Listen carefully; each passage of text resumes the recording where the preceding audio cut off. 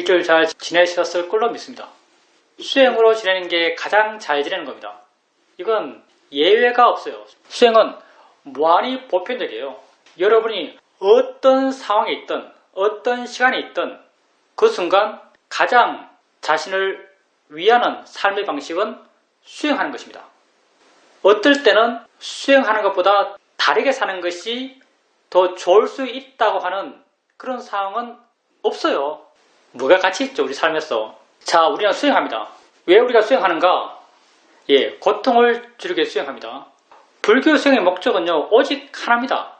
불교는 세상에 오직 한 길이에요. 세상에 여러 가지 가치가 있겠죠. 각자 다 내가 세상을 사는 목적이 이거다라고 생각할 수도 있어요. 근데 우리는 붓다가 말씀하신 불교적 목적에 공감하고 그 불교적 목적을 이루기 위해서 이 자리에 우리가 모였어요. 불교의 목적이 뭔가? 고통을 줄이는 것, 이게 불교의 목적이에요. 괴로움을 줄이는 것, 이게 불교의 목적이죠. 우리는 괴로움을 줄이고 싶어요. 그럼 당연히 괴로움이 어디에서 생긴지 알아야겠죠. 여러분 스스로 내 괴로움이 어디에 생겼지라고 하면 수많은 원인들이 생각날 겁니다. 내 괴로움이 어디에 생겼지라고 하면 수많은 원인들이 생각나요. 근데 아주 근본적으로, 아주 실제적으로 여러분의 괴로움은요, 지금 여러분이 아는 것으로부터 생겼어요. 지금 여러분이 아는 것으로부터 여러분은 고통받습니다. 여러분은 결코 지금 여러분에게 알아지지 않는 것으로부터 고통받을 수가 없어요.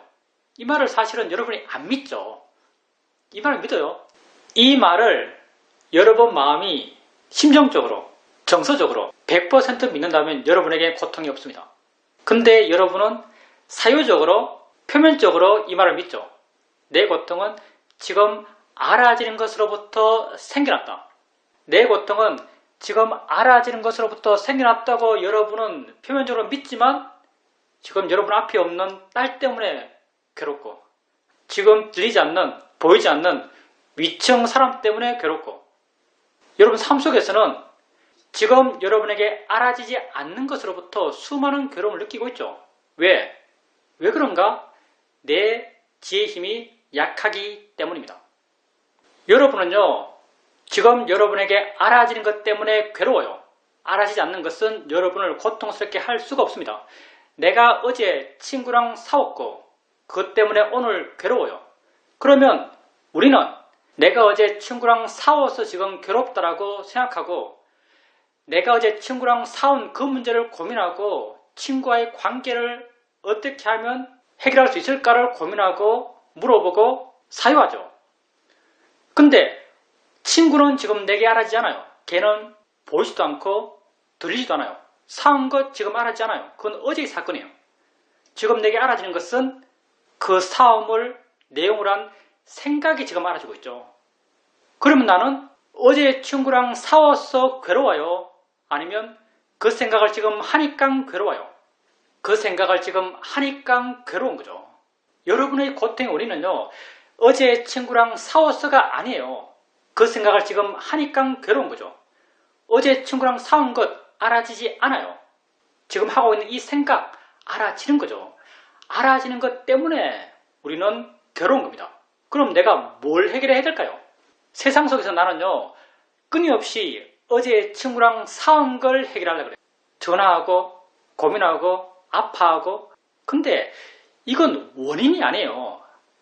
여러분이 왜 세상 속에서 끊임없이 고통받아 왔는가? 고통의 문제가 하나도 해결되지 않았는가? 지나면 지날수록 더 고통스럽게 느껴지는가?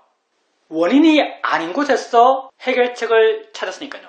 살아오면서 정말 여러분이 어떻게 삶의 문제를 해결하려 했는지 한번 보세요. 끊임없이 어제 친구랑 싸운 문제를 갖고 여러분은 고민했습니다. 근데 그게 우리 고통의 원인이 아니에요. 우리 고통의 원인은 지금 내게 알아지는 어제 친구랑 싸운 것을 내용으로 한 생각이죠. 우리는 이 생각을 이해함으로써, 내게 지금 알아지는 이 생각을 이해함으로써 그 고통의 문제를 해결하고자 해요. 생각은 지금 내게 알아지는 겁니다. 지금 내게 알아지는 것을 이해하고 그것으로부터 자유로워져 가고자 하는 것, 이게 우리의 수행이에요. 그래서 우리가 하고 있는 수행, 어찌 보면 너무나 단순하지만 느낌이 있으면 느낌이 있다고 알아요. 소리 있으면 소리 있다고 알아요. 왜 우리가 느낌을 알고 왜 우리가 소리를 알까요? 이 느낌과 소리가 지금 있기 때문입니다. 지금 있는 걸 알아가는 거예요. 모든 이치는 같습니다. 내가 느낌을 지금 안다는 것과 소리를 안다는 것과 생각을 안다는 것과 고통을 안다는 것과 괴로움을 안다는 것과 화를 안다는 것은요, 다 같은 이치예요. 원리가 다 똑같죠. 하나를 이해하면 모든 것을 이해합니다. 그래서 우린 이렇게 지금 내게 알아지는 것을 알아가면서 수행해 갑니다. 느낌 있으면 느낌 있다고 알고, 소리 있으면 소리 있다고 알고, 생각 있으면 생각 있다고 알아가요. 느낌과 소리에 대해서 이해해 나갈 때 그 이해하기 위한 마음의 변화의 방향은 두 가지예요. 하나는 느낌과 소리에 점점 밀착해 가는 방향. 소리를 더 자세하게 알고, 느낌을 더 분명하게 알고, 더 세밀하게 알고, 또 하나는 그 느낌과 소리로부터 점점 멀어져 가는 방향. 느낌과 소리를 더 놓아갈 수 있는 방향으로 알아가는 것, 이 두 가지 방향이 있겠죠. 거의 모든 수행은 더 자세히 보고, 더 밀착해 보고, 더 가까이서 보는 방향으로 수행하는 것이 일반적이에요. 그런데 우리는 그 반대로 가보세요. 우리는 놓으려고 그러고 멀어지려고 그래요. 왜? 붓다가 그렇게 보라 했으니까. 붓다께서 당신의 제자와 이야기하면서 이렇게 물어요. 몸이 영원한가 영원하지 않은가? 영원하지 않습니다. 영원하지 않은 것이 고통인가 즐거움인가? 고통입니다. 고통스럽고 영원하지 않은 것을 너희 것, 너희 진화라고 할 수 있느냐? 할 수 없습니다. 이렇게 말해요. 이게 무엇을 의미하는가? 붓다께서 당신 제자에게 몸을 볼 때 영원하지 않다는 바른 견해를 갖고 봐라. 고통이라는 바른 견해를 갖고 봐라. 너의 것이 아니라는 바른 견해를 갖고 보라고 가르치고 있는 거죠. 우리가 어떤 것을 알아갈 때 저건 내 것 아니야. 저건 그 자체야. 저건 좋은 것도 아니야. 집착할 게 아니야. 이렇게 그 대상을 볼 때 그 대상을 놓을까요? 그 대상을 더 잡을까요? 그건 여러분이 해보면 바로 압니다. 그 대상을 놓아요. 그 대상부터 멀어집니다. 불교 수행은 멀어져가는 수행이요. 놓아가는 수행이요. 가까이 가면 가까이 갈수록 더 드러나는 것은 관념들이 두드러집니다. 이건 느낌이다. 이건 소리다. 이건 엉덩이다. 이건 팔이다. 이건 손이다. 이런 관념들이 점점 두드러집니다. 근데 물러나면 물러날수록 그 공통적인 것이 점점 두드러집니다. 여러분이 가까이 가면 그 하나만을 볼 수 있어요. 멀어지면 많은 것을 볼 수 있죠. 느낌을 알아가요. 엉덩이 느낌 알고, 손 느낌 알고, 팔 느낌 알고, 입술 느낌 알고, 눈썹 느낌 알고, 이 느낌, 저 느낌, 이 느낌, 저 느낌 계속 알아가요. 왜냐하면 가볍기 때문에 대상을 쉽게 바꿔가면서 가볍게 알아가요. 이렇게 계속 알아가다 보면 무엇이 두드러질 것인가? 엉덩이다, 손이다, 팔이다, 입술이다 이런 각각의 이름이 두드러질 것인가? 아니면 느낀다라는 공통적인 성질들이 두드러질 것인가? 당연히 여러분이 물러났어, 멀어졌어, 가볍게 계속 알아가다 보면요, 손이다, 엉덩이다, 팔이다, 입술이다 이런 개별적 관념들 이게 두드러진 것이 아니고 느낀다라는 공통된 성질이 두드러집니다. 이걸 우리는 법이라고 하는 거죠. 여러분이 실제 경험하는 것은요, 느낌이에요. 여러분은 엉덩이를 느끼는 게 아니에요. 느낌을 느끼는 거죠. 손을 느끼는 게 아니에요. 느낌을 느끼는 거죠. 여러분이 내가 엉덩이를 느낀다라고 믿고 있을 때, 손을 느낀다고 믿고 있을 때 실제 내가 처음 하는 것은 똑같아요. 느낀 것 자체를 느끼고 있어요. 이런 공통된 성질에 대한 이해가 점점 생겨나죠. 계속적으로 현재를 알아가다 보면 이렇게 공통된 성질에 대한 이해가 깊어져 갑니다. 당연히 이렇게 공통된 성질에 대한 이해가 깊어져 가게 되면 내가 이전에 좋아하고 싫어했던 것, 손, 엉덩이, 부드러움, 간지러움 그런 관념들, 그런 이름 지음으로부터 나는 멀어져 갑니다. 우리는 무엇에 고통받는가? 우리는 오직 관념 때문에 고통받아요. 모든 보이는 것은 똑같은 보이는 것일 뿐입니다. 어느 순간 이해해요. 모든 들리는 것은 똑같은 들리는 것일 뿐입니다. 모든 생각은 똑같은 생각일 뿐이에요. 실제는 다 똑같죠. 이렇게 우리는 지금 이 순간 우리에게 알아지는 것으로부터 점점 자유로워져 가요. 우리가 자유로워져야 할 대상은 몇 가지인가? 오직 6개 뿐입니다. 보이는 것, 들리는 것, 느껴지는 것, 냄새, 맛, 생각이죠. 이 순간 알아지는 것을 알아가십시오. 자유로워지는 것, 그리고 거기서 느끼는 스스로의 충만감, 행복감, 그것 이상의 삶의 가치는 나는 없다고 생각합니다. 왜? 삶의 가치는 시간의 흐름 속에 있는 게 아니거든요.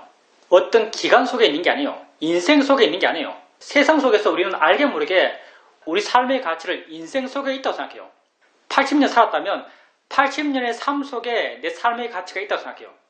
그래서 사람들은 80년의 삶 속에서 뭔가 이루었을 때, 이룬 사람을 보게 되면 저 사람은 저걸 이뤄서 참 가치 있는 삶을 살았다. 위인전 보면 다 그런 이야기죠. 그 사람이 몇 살 때 대단한 일을 했어요. 그러니까 그 사람 삶은 가치 있게 우리가 후대가 평가하는 거죠. 정말 삶의 가치가 그런 데 있을까요? 절대 그런 데 없습니다. 여러분 자신에게 물어보세요. 여러분이 웬만큼 살았죠? 내 삶이 뭐가 있었어? 내가 뭘 했기 때문에 내 삶이 가치 있을까? 남에게는 여러분 말할 수 있습니다. 말할 게 많을 거예요, 다들. 근데 내 자신에게 말할 게 있나요? 내 스스로 공감할 수 있는, 내 내적으로 공감할 수 있는, 난 정말 그래 라고 공감할 수 있는 뭐가 있나요? 없을 걸로 생각합니다. 왜? 삶의 가치는 그 통치적인 시간 속에 있는 게 아니거든요. 삶의 가치는 지금 이 순간에 있는 거예요. 이 순간 삶의 가치를 느끼는 마음이 있을 때 삶의 가치가 있습니다. 삶의 가치가 실체가 있나요? 무슨 탑인가요? 뭐 금덩이에요? 삶의 가치는 삶의 가치를 느끼는 마음이 있을 때 삶의 가치가 있는 거예요. 삶의 가치를 느끼는 마음, 그 언제 있죠? 지금 있는 거예요. 여러분의 삶의 가치는 지금 이 순간 있을 뿐입니다.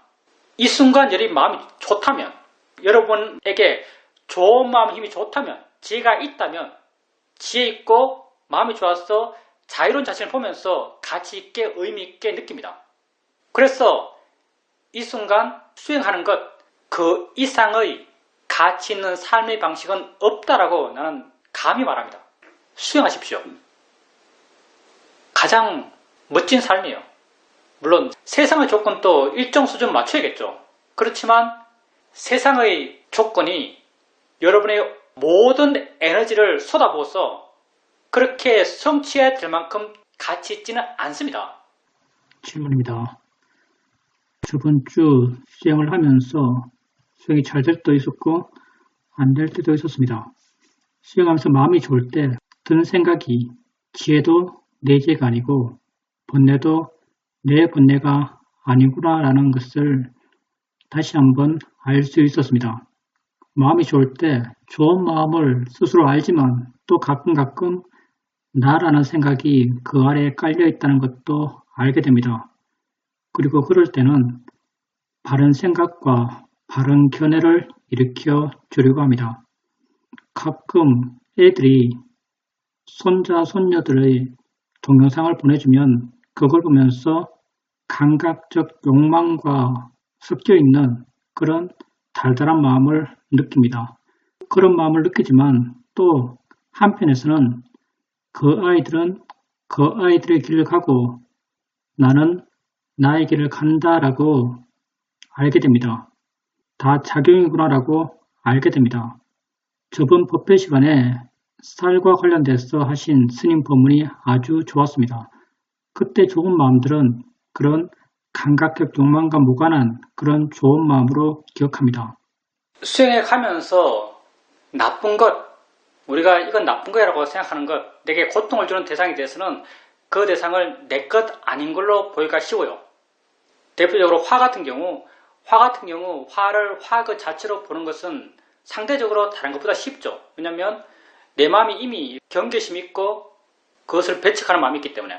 근데 내게 좋은 것, 내가 갖고 싶어 했던 것, 뭐 지혜라든가 신심이라든가 보람이라든가 가치라든가 그런 마음, 그렇게 내가 수행을 하는 목적 자체가 그런 마음을 갖기 위해서라고 믿고 있는 그런 마음들이 생겼을 때, 그런 마음들이 생겼을 때 그 마음들을 내 것이 아닌 조건 속에 일어난 자연스러운 일어납니다. 법의 일어납니다. 이렇게 아는 것은 상대적으로 어렵죠. 왜냐하면 좋은 것은 쉽게 내 것이라고 믿고 싶어 하기 때문에 그래요. 근데 어떻게 했을 때 그걸 내 것이 아닌 그 자체로 볼 수 있는가? 처음에는 잘 안 돼요. 처음에는 좋은 게 나타나면 얼른 내 것이라고 잡아요. 근데 자꾸 체험하게 되면요.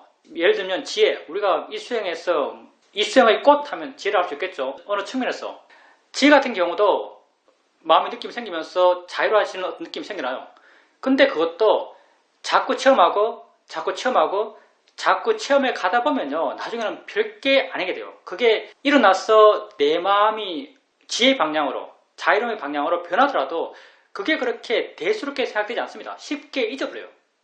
그렇게 자꾸 체험에 나가다 보면 이제 그렇게 좋다라고 생각했던 내 것이라고 이전에는 쉽게 잡았던 그런 것들까지도 내 것이 아닌 그 스스로 일어남이라는 것을 이해하는 마음이 생길 수 있습니다. 이렇게 되었을 때 더 강한 우백과 평온의 마음이 될 수 있는 거죠. 좋고 나쁜 이 양극단을 떠나는 거예요. 좋고 나쁜 이 양극단을 떠나서 중간에 있는 것, 이게 불교에서 말하는 중도죠. 점점 마음이 중도가 되어나가고 이 중도의 마음을 우리는 우백가라고 부르는 거죠. 점점 이렇게 중도의 마음이 되어나가고, 그러면 이렇게 양극단을 떠나보지 못한 사람, 물론 우리도 어떨 땐 떠나고 어떨 땐 양극단에 머물고 이게 뒤죽박죽이에요. 우리의 방향성이 양극단을 떠난 중도를 향할 뿐이지 언제나 중도에 있는 사람은 뭐 붓다나 아란들은 언제나 중도에 있어요. 우리는 아란이 당연히 아니기 때문에 극단으로 갔다가 중도를 향할 뿐이죠. 우리 수행은 중도를 향한 어떤 방향성을 갖고 해나가는 수행입니다. 그럼 이렇게 가운데 중도, 좋음과 나쁨을 떠난 중도의 마음, 모르는 사람들은, 지혜가 약한 사람들은 중도의 마음 하면 어느 측면 시시하다, 그런 마음으로 살았으면 뭐하지? 무슨 재미로 살아? 이런 말을 하기도 합니다. 무슨 재미로 살아? 이렇게 생각하는 사람들은 이 양극단 가운데 한쪽을 취하고자 하고 한쪽을 버리고자 해요. 좋은 걸 취하고 나쁜 걸 버리고 싶죠. 지혜와 신심과 기쁨과 환희는 취하고 슬픔과 고통과 괴로움과 화는 버리고 싶어요. 화 없이 기쁨이 있을까요? 슬픔 없이 기쁨이 있을까요? 괴로움 없이 행복이 있을까요? 행복이 있다는 것은 괴로움이 있다는 걸 이미 말하고 있어요. 기쁨이 있다는 것은요, 슬픔이 있다는 것을 이미 말하고 있어요. 슬픔을 떠나기 위해서는 기쁨을 떠나야 돼요. 그러면 슬픔과 기쁨을 떠난 게 뭔가? 이건 사실은 각자 스스로 체험해 봐야겠죠. 슬픔과 기쁨을 떠나면 무정물처럼 무감각한가? 슬픔과 기쁨을 떠나면 무정물처럼 무감각한가라는 생각을 할 수 있는데요. 슬픔과 기쁨을 떠난 데서 절대 무정물처럼 무감각하지 않습니다. 마음이 좋아요. 은은한 좋음이 있습니다. 우리가 붓다가 가장 철저하게 이런 슬픔과 기쁨을 떠난 분이죠. 붓다가 감정을 보인 부분이 많아요. 붓다께서 감정을 언제 보였죠? 사리불가 목곤년이 죽고 법회를 하고 있는데, 법회를 하고 있는 대중들을 보면서 붓다가 이렇게 말하죠. 사리불과 목곤년이 없는 이 법회가 마치 텅 빈 것 같다, 이렇게 말해요. 감정을 표현하고 있는 거죠. 완전한 철저한 중도에 서 있는 붓다가 이렇게 감정을 표현해요. 그리고 당신께서 빠리니빠나 죽음을 맞으러 길을 떠나면서 사와띠를 보죠. 사와띠가 안 보이는 고개를 넘어가면서 사와띠를 뒤돌아보세요. 철저한 중도에 있는 붓다가 무슨 미련이 있다고 사와띠를 뒤돌아볼까요? 그냥 가면 되지. 사와띠를 뒤돌아보면서 저기는 웹불라산, 거기서 내가 뭐 했지? 저기는 무슨 언덕, 저 누가 보시겠지? 이런 말을 한참 하고 계세요. 사와띠에 대한 그리움을 이야기하고 있는 거죠. 그리움을 표현할 수 있을지 모르겠어요. 우리식 표현은 그리움밖에 없을걸요. 집착 없는 그리움이죠. 그런 말을 당신이 하세요. 당신이 감정 없는 분이 아니죠. 단지 그 속에 아무런 집착, 아무런 고통의 찌꺼기가 없을 뿐입니다.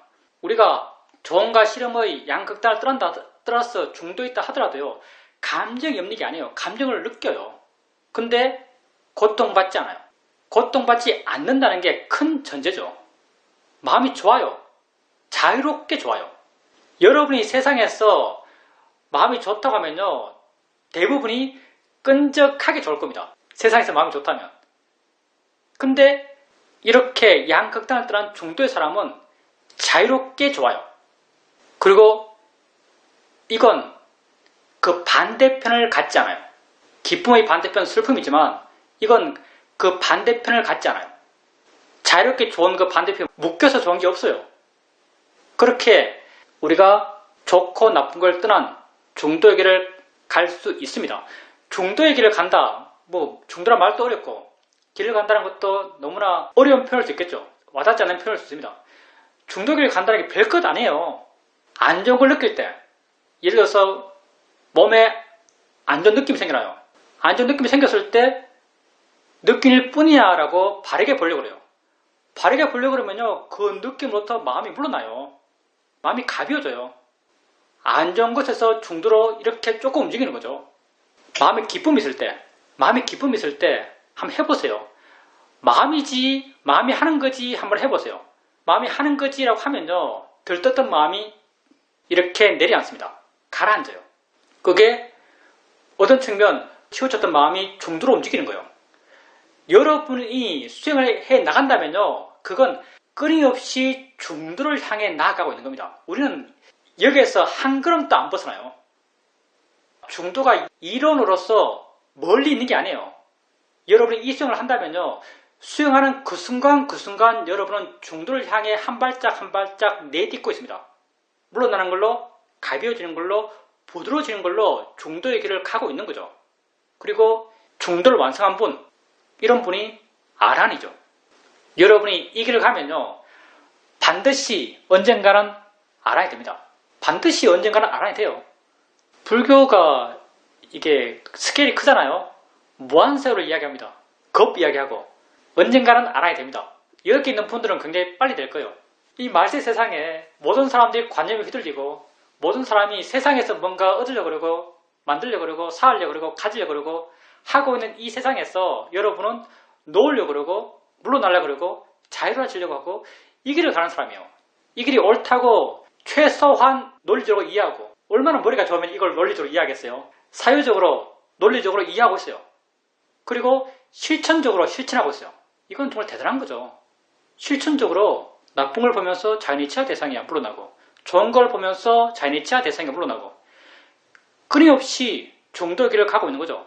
그러니 이 말세의 세상 속에서 이 길을 이해하고 이 길을 가는 여러분, 굉장히 좋은 깜마들, 업을 많이 갖고 있기 때문에 이 길을 갈 수 있을 겁니다.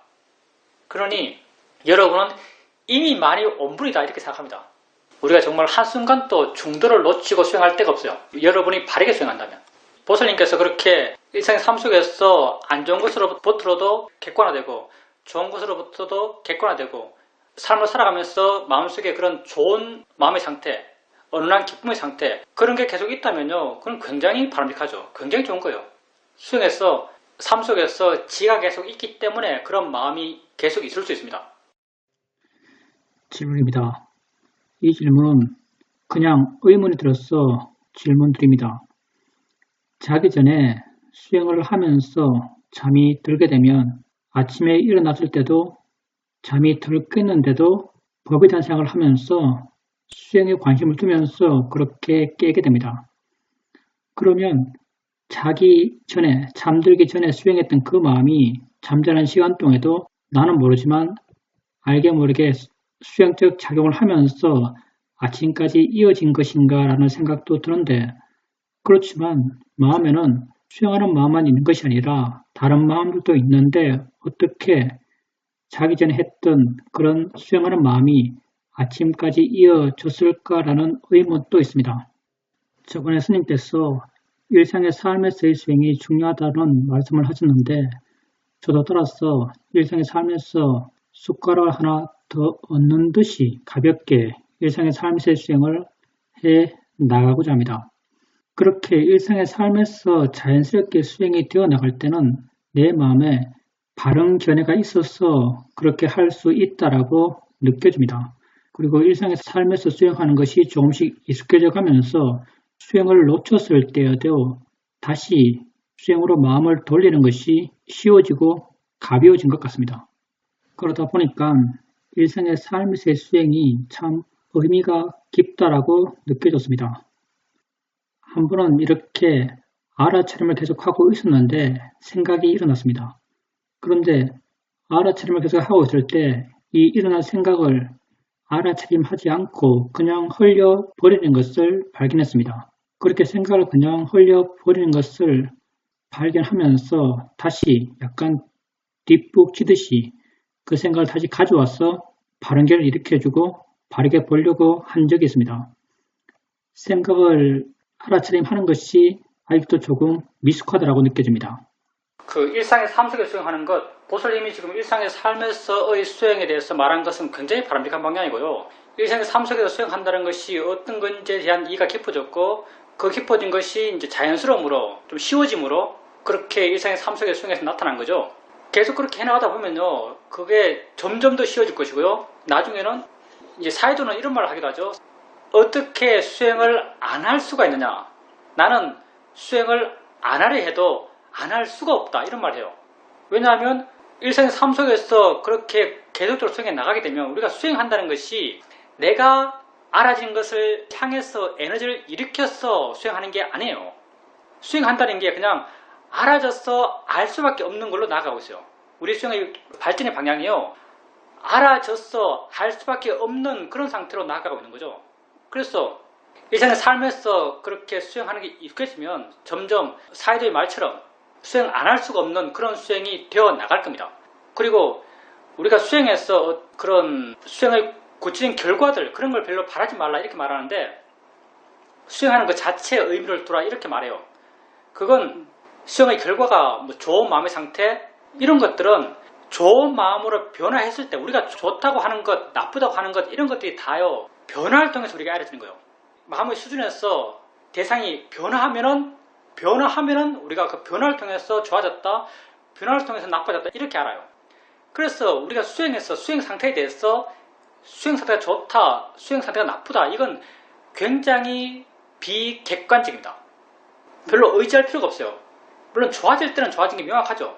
근데 수행을 계속해 나가게 되면요 별로 좋아진 것 같지도 않고 나빠진 것 같지도 않고 그냥 두리뭉실하게 수행해가는 시간이 대부분이에요. 근데 이렇게 두리뭉실하게 수행해 나갈 때 그걸 바라보는 마음의 상태에 따라서 그 두리뭉실한 상태는요 바라보는 마음의 상태에 따라서 다른 값들을 가져요. 그러니 그 값에 큰 의미를 부여할 필요가 없어요. 내가 내 마음을 좋다고 판단하든 내가 내 마음을 나쁘다고 판단하든 내가 할 것은 수행하는 것뿐이에요. 그리고 수행한다면 이미 좋다라고 생각하세요. 왜냐하면 수행하는 마음이 그냥 평범한 마음이 아니거든요. 물러나려는 마음이고 객관적으로 보려는 마음이고 실제를 이해하려는 마음이고 자유로워지고자 하는 마음이에요. 수행하려는 마음 그 자체가 이미 좋아요. 그러니 일상의 삶 속에서 좋아질 걸 바랄 게 아니라 수행할 걸 바라야 되고 그 방향으로 노력해야 됩니다. 그리고 잠잘 때 이야기, 잠들기 전에 수행해요. 잠들기 전에 수행한다면 그건 가장 잠을 잘 자는 것이라고 우리 사회들은 말합니다. 수행하면서 자는 것 그게 가장 잠을 잘 자는 것이다. 그리고 잠들 때까지 수행하고 아침에 일어나면 크게 노력하지 않는데도 마음은 자연스럽게 수행과 법을 향해서 움직여요. 거기에 관심을 둬요. 그러면 잠자는 시간 동안은 마음은 뭐 하고 있느냐? 그때도 마음이 뭘 할 거지 않느냐? 그때도 마음이 뭘 하면은 계속 그게 스며들고 전체의 어떤 성질을 바꾸가고 그래서 잠들기 전에 했던 그런 수행하는 마음이 깨어나서도 유지될 수 없지 않느냐라고 생각할 수 있습니다. 근데 이건 이제 이론적인 건 잠자는 시간의 마음은요 다른 것 아니에요. 아무것도 없어요. 잠자는 시간의 마음의 대상은 이걸 바완가라고 그러는데 바완가가 뭔가 여기서 좀 설명한다면은 우리가 한 생을 살아가게 되면 그 생의 마지막 순간의 마음이 있겠죠. 마지막 순간의 자화나 마지막 순간의 마음이 뭔가를 대상으로 일어나요. 마지막 순간의 마음이 대상을 삼는 게 몇 가지 있죠. 마지막 마음, 죽음의 마음의 대상이 뭔가 있어요. 그리고 당연히 죽음의 마음이 뭔가를 대상으로 일어나고 그 대상을 향해서 마음의 에너지가 존재하겠죠. 에너지, 움직임이 존재해요. 이 충격으로 다음 생에 첫 마음이 생겨나요.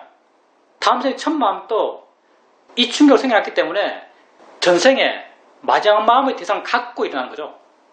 이걸 재생 연결시키라고 해요. 전생의 마지막 마음의 대상과 다음 생의 첫 마음의 대상이 똑같아요. 이걸 재생 연결시키라고 해요. 그래 이렇게 식이 일어나고 뭐 식을 원인으로 무슨 6개의 감각기가 생겨나고 12연결식으로 설명한 게 있죠. 이렇게 인생이 벌어지는 거죠. 이 식을 출발점으로 해서 이 재생 연결식을 출발점으로 해서 인생이 벌어져요. 이 생에서도 뭔가를 대상으로 마음에 끼어나서 작용했다가도 그 대상을 놓치게 되면 쉽게 이해하면 무의식으로 빠져요. 무의식의 마음, 대상을 놓쳤을 때의 마음, 이 마음이 이 생에서 가졌던 첫 마음, 재생 연결식의 마음과 똑같은 마음이 돼요. 똑같은 걸 대상으로 똑같은 마음 상태가 되는 거예요. 이걸 방황가라고 그래요. 그러니까 잠들 때의 마음은요. 잠들 때의 마음은 이 생에서 첫 마음의 대상. 첫 마음의 대상은요. 전생 거예요. 이 생 게 아니고. 이 이론적인 겁니다. 이 생의 첫 마음의 대상과 똑같은 대상을 갖고 잠들 때 마음이 일어나요. 잠들 때 마음은요. 전생의 것을 대상으로 일어나기 때문에 우리가 깨어나서 그때 마음이 어땠지라고 알 수가 없어요. 우리의 어떤 생에 있어서는 이건 그냥 텅 빈 상태죠. 일생 동안 이 마음은 똑같아요. 한 존재가 우리가 그 마음 이야기할 때 대상을 따라서 마음도 일어나고 대상이 다르면 마음도 달라요. 그러니 우리는 매 순간 변하는 대상으로 마음이 일어나고 매 순간 우리의 마음은 다 바뀌어요. 일생 동안 마음은 같은 마음이 없어요. 계속 변해요. 이 생의 대상을 가졌을 때는요, 마음은 같을 데가 없어요. 근데 어떻게 그러면 이 존재는 이 생 내내 하나의 존재라고 정의할 수 있는가? 방황가의 마음이 똑같기 때문에. 잠들 때의 마음은 이 생 내내 똑같아요. 그래서 이 마음을 이름 붙여서 영어로는 라이프 컨티뉴엄 이렇게 불러요. 라이프 컨티뉴엄. 우리 어떻게 번역하냐? 존재 지속심인가? 이렇게 부를 거예요. 존재 지속심. 영어 번역한 거예요, 사실요. 영어로는 라이프 컨티뉴엄이라고 불러요. 존재 지속심 이렇게 부르는 거죠. 이 마음은 그냥 빠져 있는 거예요. 그래서 잠들기 전에 수행을 해요. 그러면 마음이 수행적 관심이 있고 활기차고 지가 있고 깨어 있어요. 그리고 어느 순간 잠이 들어요. 잠든 시간은 오직 방황가의 마음만 있어요. 그리고 잠을 깨어나요. 깨어나면 잠들기 직전의 마음의 에너지가 그대로 전해져요. 잠들기 직전의 마음의 에너지가 그대로 전해져서 잠들기 직전에 생겼던 관심, 수행적 관심, 법에 대한 관심 그런 게 자연스럽게 일어나는 거죠. 에너지가. 그래서 깨어나서 수행을 그렇게 해나갈 수 있는 겁니다. 여담으로도 말한다면 연애가 있다면요. 다음 생이 있다면 다음 생에 여러분이 키가 얼마나 클 것인가, 얼굴이 얼마나 예쁠 것인가, 피부가 얼마나 뽀얄 것인가, 아버지가 얼마나 부자일까. 이 모든 조건은 다음 생의 첫 마음으로 인해서 결정됩니다. 이게 재생 연결식. 다음 생의 첫 마음으로 인해서 결정되는 거죠. 다음 생의 첫 마음은 이 생의 마지막 마음에 의해서 결정돼요. 그래서 다음 생에 정말 금수저로 태어나고 싶다. 그러면 이 생의 마지막 마음을 좋은 마음으로 갖고 죽어야 됩니다. 이 생의 마지막 마음. 그리고 이 생의 마지막 마음을 좋은 마음을 갖고 죽는 연습을요. 언제 하는가? 언제 할까요? 예, 잠들기 전에. 잠들기 전에 수행하는 것, 그게 이 생의 마지막 마음을 좋은 마음을 갖고 죽는 연습을 하는 것이고요. 다음 생에 금수저가 되는 훈련을 하는 거예요. 그래서 잠들기 전에 수행하는 것이 그렇게 중요합니다. 우리 수행이 익숙해지면요. 능숙해지면 수행하는 것이 아니고 수행되는 것이에요. 보살님이 그때 그 생각을 볼 때 보살님은 수행 안 했다고 생각해요. 정말 그게 수행 안 한 걸 수도 있고요. 그게 수행된 것이었는데 보살님이 수행 안 한 것이라고 판단할 수도 있어요. 보살님이 수행 안 한 것으로 판단했을 때 보살님이 그 생각이지 하고 의도적으로 일으키고 자연의 이치라고 바른 견해를 일으키려고 그러고 이렇게 해나가는 것, 이거는요 어떻게 보면 억지스러운 수행이고요. 능숙하지 못한 사람이 하는 수행이에요. 이렇게 하는 것이 A 플러스가 아니에요. A 플러스는요 수행되는 것이 A 플러스예요. 보살님이 그 생각을 대상으로 수행됐을지도 몰라요.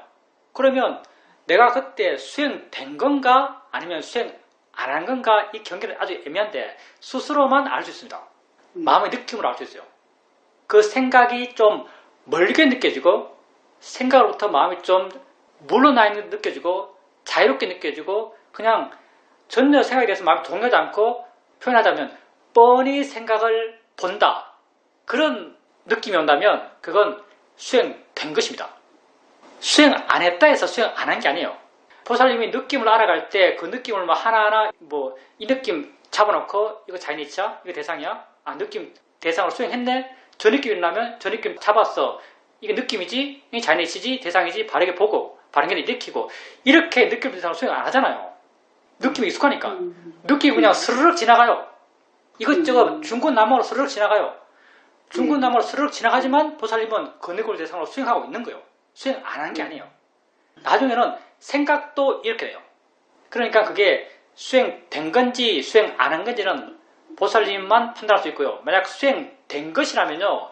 굳이 뒤에 마음을 일으켜서 보살님이 생각하는 FM적인 수행 그걸 굳이 할 필요는 없습니다. 그건 필요 없는 것이고요. 오히려 수행의 퇴보예요. 사이드로가 이렇게 말했죠. 대학교 다니는 사람이 초등학교식으로 공부하려고 그런다. 이런 말을 한 적이 있죠. 어떤 경우에 해당되는 말인가 하면요. 내가 생각을 대상으로 수행되는데 지났어. 수행 안 했다고 생각하고 생각을 잡았어. 생각이지 바르게 생각해주고 생각일 뿐이지 바르게 생각해주고 자연의 이치야 대상이야 바르게 생각해주고 이렇게 하는 것. 이게 대학생인데 초등학생처럼 공부하는 이런 경우를 말하는 거죠. 질문입니다. 이번 생의 마지막 마음을 원인으로 다음 생의 첫 마음이 일어난다고 하셨습니다. 이 원리가 잠잘 때의 마음이 일어날 때의 마음과의 연결되는 것과 같은 원리라고 하셨습니다. 잠잘 때의 마음, 모든 마음은 대상을 갖습니다. 그러면 잠들 때 수행할 때 무엇을 대상으로 수행해야 하는 것인가요? 대상으로 삼을 것은 주로는 느낌이죠. 누워있으니까 느낌들이 많이 일어나요. 느낌들을 대상으로 하면 됩니다. 우리가 자기 전 잠드는 것을 내가 통제할 수 없어요. 마찬가지로 자기 전의 마음을 내가 알지 못해요. 자기 전에 어떤 마음을 먹겠다고 결심할 수 없고요. 자기 전의 마음을 조정할 수 없어요. 할 수 있는 것은 깨어있을 때 수행하는 걸 할 수 있는 거죠. 깨어있을 때 누워있으면 이불의 부딪힘들, 등의 부딪힘들 이런 많은 느낌들이 있어요. 이런 느낌들을 알아가세요. 느낌 알아가는 게 익숙하면요. 익숙하면 크게 노력하지 않아도 이런 걸 알아갈 수 있어요. 그리고 더 익숙해지면요. 알려 하지 않아도 느낌들이 계속 알아지고 있어요. 이걸 가속도라고 그러죠. 알려 하지 않아도 느낌들이 알아지고 있어요. 이렇게 느낌들이 알아지고 있는 시간이 지나가면서 점점 잠에도 빠져들어가요. 그러면 어느 순간 내 의지로서 수행할 수 없는 어떤 마음 상태가 되겠죠. 내 의지로서 수행할 수 없는 마음 상태 때는 누가 수행하는가? 가속도가 수행합니다. 그 가속도가 수행해 나가요. 그 가속도 수행하면서 잠들기 직전까지 수행할 거예요. 그러니까 저 꼴대가 있어요. 공을 밀어서 넣어야 돼요. 내가 밀 수 있는 것은요. 하프라인까지만 밀 수 있어요. 꼴대까지 골을 넣어야 되는데 하프라인까지 밀 수 있는 거죠. 그러면 나는 하프라인 중앙선까지 열심히 밀고 가는 거예요. 이게 의식적으로 수행할 때 이야기예요. 하프라인 지나면 공이 지 가속도를 따라서 가요. 굴러가요. 그래서 골대 하나 들어갈 거예요. 이것처럼 잠드실 때 의식이 깨어있을 때 수행할 수 있을 만큼 수행해 가는 거예요. 그러면 수행할 수 없을 때는 가속도가 수행을 해갈 겁니다. 그리고 정말 가속도 힘이 좋다면 잠들기 직전에도 수행하는 마음일 거예요. 그렇게 되면 다음날 아침에 일어났을 때 어제 잠들기 직전에 그런 수행하는 마음의 힘이 그대로 이어져요. 아침에도. 질문입니다. 잠들 때 자는구나, 잠든다라고 알고 자는데 그것도 의미 있는 것인가요? 잠든다라는 것 자체가 관념이에요. 뭘 갖고 우리가 잠든다고 하겠어요? 잠든다는 게 보살님에게 실제 있는 거예요. 실제 있는 게 아니에요. 보살님은 이러한 상태에 대해서 내가 잠든다라고 이름 지었을 뿐이에요. 자전거를 탄다는 게 실제 있는 거겠어요? 어떤 상태를 나는 그냥 자전거를 탄다라고 이름 지었을 뿐이에요. 진짜 있는 것은 내가 잡고 있는 손잡이 느낌, 페달을 밟을 때의 무릎의 느낌, 발바닥의 느낌, 몸의 흔들림, 바람의 부딪힘, 그게 실제죠. 그게 대상이 실제 있는 것이요. 수행은 실제 있는 걸 알아가는 거죠. 관념적 정의를 알아가는 게 아니에요. 그러니 잠든다라고 하는 것은요, 관념적 정의입니다. 이건 수행의 대상이 아니에요. 보살님이 잠들 때 내게 실제 있는 건 뭐지? 라고 한번 물어보세요. 그러면 느낌들이 있어요. 소리도 있을 수 있습니다. 그렇게 느낌과 소리를 알아가면서 잠드십시오. 그게 수행으로 잠을 자는 겁니다. 그리고 다음 생의 첫 마음이 전생의 마지막 마음의 영향으로 생겨난다. 이건 이론입니다. 내가 몰라요, 그거. 아비담마에서 그렇게 설명합니다. 사야도는 이런 것에 대해서 어떻게 설명하시는가? 누가 물어보겠죠? 이런 것도. 정말 다음 생의 첫 마음이 전생의 마지막 마음 똑같은 걸 대상으로 생을 합니까? 그거 어떻게 합니까? 이 생의 첫 마음 보셨습니까? 이렇게 물을 수도 있겠죠. 그런 거 물으면 사야도 답은 굉장히 합리적이에요. 반박을 못하는 걸 하죠. 네가 수행해서 지금 이 순간, 지금 또 마음이 일어나고 있잖아요. 사실은 엄격히 말해서 우리의 생은요, 한 마음이 있을 때 생이 있는 것이고 한 마음이 사라질 때 생은 끝나는 거예요. 빠라마타적으로 말하면 마음이 있을 때 생이 있고 마음이 없을 때 생이 없는 거죠. 근데 마음은 생멸해요. 생도 생멸하는 거죠. 네가 지금 너의 마음을 봐가고 지금 너의 마음의 일어남과 사라짐을 알아가고 이 마음이 앞마음과 뒷마음의 어떤 연기성, 앞마음의 원인성과 뒷마음의 결과성에 대해서 사도가 똑같이 말하는 건 아닙니다. 내가 그냥 이해하는 대로 말하는 거예요. 네가 그렇게 지금 현재 일어나고 있는 그 마음의 일어남과 그 마음의 이어짐에 대해서 명확히 이해한다면 네가 설령 죽어보지 않았고 다음 생에 태어나보지 않았어도 그런 이치들, 그런 이치에 대한 이해가 생길 것이다. 이렇게 말해요. 우리에게 알아지는 모든 것은 대상입니다. 모든 것이 대상이에요. 그 대상이 좋을 필요도 없고요. 나쁠 필요도 없어요. 나빠도 상관이 없어요. 우리는 모든 것을 대상으로 수행해요. 그리고 그 모든 것으로부터 자유로워질 수 있습니다. 좋은 것으로부터도 자유로워질 수 있고 나쁜 것으로부터도 자유로워질 수 있어요. 그래서 우리는 알아진 것에 대해서 그걸 좋게 하려고 할 필요가 없어요. 우리 삶의 조건에 대해서 그걸 좋게 하려고 할 필요가 없어요. 불교적 목적을 위해서는 우리 삶의 조건, 내가 뭘 만나든 뭘 보든 뭘 먹든 뭘 듣든 그건 중요하지 않아요. 세상 사람들은 좋은 걸 보려고 그러고 좋은 걸 들으려고 그러고 안 좋은 걸 안 보려고 그러고 안 좋은 걸 안 들으려고 그래요. 자기 외적인 조건을 바꿈으로써 자기 마음을 보호하려고 그러죠. 그렇게 하면 보호될 줄 알아요. 어느 측면 그렇게 밖에 보호할 줄 몰라요. 근데 아무리 그렇게 보호하려고 그래도 어느 순간 난 보기 싫은 걸 봐야 되고 어느 순간 난 듣기 싫은 소리를 들어야 돼요. 아주 다양한 내용의 삶을 우리는 살고 있기 때문에 아무리 이렇게 보호받으려 그래도 우리 존재는 보호될 수 없어요. 그리고 그게 우리의 직접적인 괴로움의 원인도 아니죠. 세상이 나의 괴로움의 원인이 아니에요. 우리는 마음을 바꿈으로써 괴로움을 해결하고자 해요. 알아지는 게 어때도 상관이 없어요. 알아지는 게 괴로움이라도 상관이 없어요. 우리 괴로움을 봐요. 마음이 괴롭겠죠? 괴로운 마음을 보면서 아 마음이네? 마음이 이렇게 하고 있네? 이게 자연의 이치지. 이건 대상이지 라고 바르게 보려고 그래요. 그러면 괴로움은 괴로움대로 존재하지만 괴로움부터 자유로운 마음이 생겨나요. 괴로움이 가벼워져요. 괴로움이 가벼워진다. 고통이 줄어든다. 왜 고통이 줄어드는가? 고통 그 자체가 줄어드는가? 아니죠. 화가 줄어들었으니까 고통이 줄어든 거예요. 우리는 수행을 통해서 부정적인 것을 볼 때 화를 줄이려고 해요. 우리가 괴로움을 느껴요. 우리가 괴로움을 느끼는 것은요. 우리에게 괴로움을 느끼게 한 그것 때문에 괴로움을 느끼는 것이 아닙니다. 바늘에 찔렸을 때 바늘에 찔려서 괴로운 게 아니에요. 세상 속에서는 바늘에 찔렸으니까 응당 괴롭더라고 사람들은 많이 믿고 있고요. 빨리 바늘을 빼려고 그래요. 근데 근본적으로 우리는요. 바늘에 찔려서 괴로운 게 아니에요.